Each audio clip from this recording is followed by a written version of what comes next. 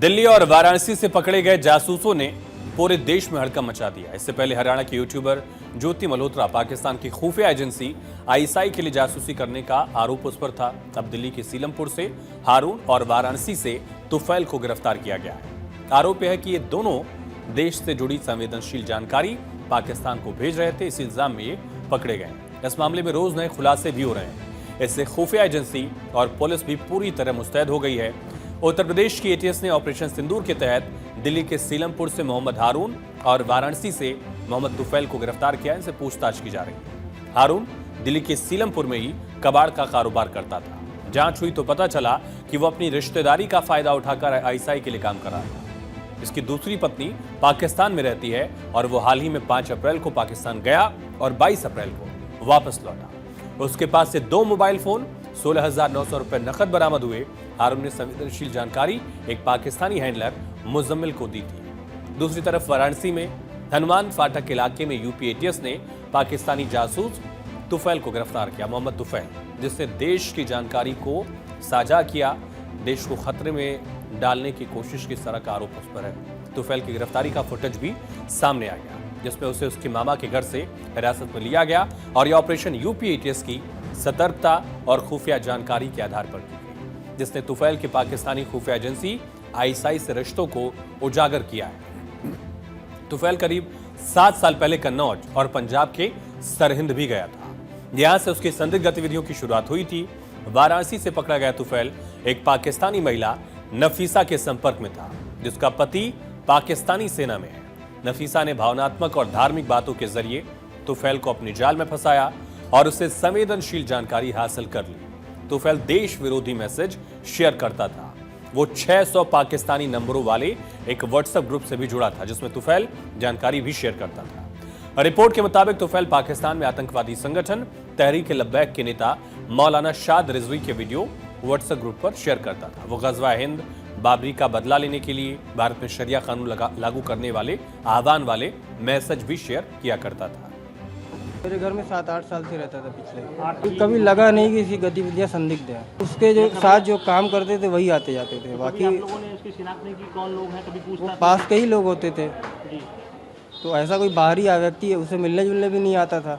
Mobile हर कोई use करता है। मोबाइल में क्या करता है क्या नहीं करता इसके बारे में कोई कैसे बता सकता है कि कोई अपने फ़ोन में क्या कर रहा है, किसको क्या भेज रहा है, किससे क्या ले रहा है, किसको क्या दे रहा है, ये जानकारी किसको, जब उसका फ़ोन लेके जब देखा जाएगा तभी तो पता चलेगा। मेरे शोहर बेकसूर हैं, ऐसा कुछ नहीं है। ऐसा कुछ नहीं है। उन्होंने शादी कर ली थी तो वो शादी के सिलसिले में उसके पास जाते थे, बाकी कुछ नहीं है। वीजा बाकायदा वीजा लगवाने जाते थे, वीजा मिला है उनको, वहाँ से भी बाकायदा उनकी इंक्वायरी से ही आते थे। ऐसा उन्होंने कभी भी गलत काम नहीं किया, ना हमें उनसे ऐसा लगा कि वो गलत है। घर पे ही रहते थे मेरे साथ, सब कुछ सही था शादी के बाद भी। तो हारून की एक पत्नी भारत में है, दूसरी पत्नी पाकिस्तान में है और पाकिस्तान में अपनी पत्नी से मिलने जाया करता था, ये उसके परिवार के लोग कह रहे हैं। लेकिन फिलहाल पूछताछ उससे जारी है। दोनों के खिलाफ भारतीय दंड संहिता यानी बीएनएस की धाराओं के तहत केस दर्ज किया गया। तस्वीरें आप देख रहे हैं जब उसको गिरफ्तार किया गया, उसका सीसीटीवी फुटेज भी सामने आया है और इसके मामा के घर से इसको हिरासत में लिया गया। यूपी एटीएस की टीम सिविल ड्रेस में पहुंची, सादी वर्दी में, और उसको यहां से पकड़कर पूछताछ के लिए ले जाया गया ताकि आसपास किसी को शक न हो। फिलहाल इन दोनों के खिलाफ, हारून और तुफैल के खिलाफ बीएनएस की धारा 148 यानी देश के खिलाफ युद्ध की साजिश और 152 यानी राष्ट्र की एकता, अखंडता और संप्रभुता को खतरे में डालने वाले काम के तहत मुकदमा दर्ज किया गया। दोनों को लखनऊ में एटीएस थाने में पूछताछ के लिए ले जाया गया है। आरोपी तुफैल और हारून को 14 दिन की न्यायिक हिरासत में एनआईए कोर्ट ने भेजा है। इससे पहले जासूसी के आरोप में यूट्यूबर ज्योति मल्होत्रा पुलिस के हत्थे चढ़ी थी। ज्योति ट्रैवल विद जो नाम से यूट्यूब चैनल चलाती है। वो अपने वीडियो में देश विदेश की यात्राओं और पर्यटन स्थलों की जानकारी शेयर करती थी। लेकिन हाल ही में हरियाणा पुलिस और खुफिया एजेंसियों ने उसे हिसार से गिरफ्तार किया, क्योंकि उस पर पाकिस्तान की खुफिया एजेंसी आईएसआई के लिए जासूसी का शक था। ज्योति ने पिछले 6 महीने में 3 बार वाराणसी का भी दौरा किया। उसने काशी विश्वनाथ मंदिर, गंगा घाट, दशाश्वमेध घाट, गंगा आरती और कई संवेदनशील जगहों के 12 वीडियो बनाए, अपने यूट्यूब चैनल और इंस्टाग्राम पर अपलोड किया। खुफिया एजेंसियों को शक है कि इन वीडियोस के जरिए ज्योति ने संवेदनशील जानकारी जुटाई, उसे पाकिस्तान भेजा। खास तौर पर पहलगाम में हुए आतंकी हमले के बाद इसका एक वीडियो सामने आया था ज्योति का, जिसके बाद वो सुरक्षा एजेंसियों के रडार पर आई। पुलिस सूत्रों के मुताबिक ज्योति दिल्ली में पाकिस्तान हाई कमीशन के एक अधिकारी के संपर्क में थी, खासकर उस दौरान जब भारत और पाकिस्तान के बीच सैन्य तनाव बढ़ा था। इसके अलावा ज्योति के व्हाट्सएप चैट्स और क्लाउड स्टोरेज की जांच में भी कई सबूत मिले हैं, जिसके आईएसआई से जुड़ाव की तरफ इशारा करते हैं। ज्योति की गिरफ्तारी के बाद जांच एजेंसियां उसके वीडियो फुटेज और कॉल डिटेल खंगाल रही हैं। पता चला कि वो न सिर्फ वाराणसी बल्कि बिहार के सुल्तानगंज में अजगैबीनाथ धाम भी 4 बार जा चुकी है। 4 बार वो धाम गई थी। वहां मंदिर और आसपास की जगहों के वीडियो बनाए, जिनकी अब गहनता से जांच हो रही है। इसके अलावा ज्योति का वृंदावन में एक युवक से संपर्क सामने आया, जिसकी भूमिका की जांच की जा रही है। ज्योति के वीडियो में कई लोग नजर आए जिनकी भूमिका संदिग्ध है। खासतौर पर महाकुंभ और बाकी धार्मिक स्थलों के वीडियोज ने सुरक्षा एजेंसियों की चिंता बढ़ाई है। इसके अलावा ज्योति का एक बार चीन जाना भी जांच के दायरे में है। ज्योति मल्होत्रा की गिरफ्तारी के बाद उसके पाकिस्तान प्रेम की एक और झलक सामने आई। एक और तस्वीर वायरल हो रही है, जिसमें ज्योति पाकिस्तानी पुलिस के जवानों के साथ नजर आती है। उसकी डायरी के कुछ पन्ने भी सामने आ गए हैं। ज्योति मल्होत्रा की डायरी के पन्ने सामने आए। डायरी में पाकिस्तान की दास्तां बयां की है, पाकिस्तान के सफर के बारे में लिखा है। सूत्रों के मुताबिक ये पन्ने ज्योति की डायरी के हैं। जांच एजेंसियां इनकी भी जांच कर रही है। भारत 24 ज्योति के इस पन्ने की या डायरी की पुष्टि नहीं करता है, क्योंकि जांच पड़ताल चल रही है, लेकिन सूत्रों के मुताबिक ये पन्ने ज्योति की डायरी और जांच एजेंसियां भी इन पन्नों की जांच कर रही हैं। ज्योति का पाक प्रेम कितना गहरा है, इसको समझने के लिए उसकी डायरी के पन्ने पलटने पड़ेंगे। पाकिस्तान टूर से लौटने के बाद खुद यूट्यूबर ज्योति मल्होत्रा लिखती है 2012 के कैलेंडर वाली इस पुरानी डायरी के पन्नों पर अपनी मन की भावनाओं को। पाकिस्तान से 10 दिन का सफर तय करके आज आ गई हूँ अपने देश, लिखती हो। इंडिया, भारत, इस दौरान पाकिस्तान के आवाम से काफ़ी मोहब्बत मिली। हमारे सब्सक्राइबर फ्रेंड्स भी हमसे मिलने आए। लाहौर घूमने के लिए मिला 2 दिन का वक्त काफ़ी कम था, लेकिन इस सरहदों की दूरियां पता नहीं कब तक बरकरार रहेंगी, पर दिलों में जो गिले शिकवे हैं वो मिट जाए। हम सब एक ही धरती के हैं, एक ही मिट्टी के हैं। अगर ऐसा कुछ हो जिसको वीडियो में शेयर न किया हो तो आप बेझिझक कमेंट पे पूछ सकते हैं। अब दीजिए इजाजत। पाकिस्तान की सरहद यहीं तक थी।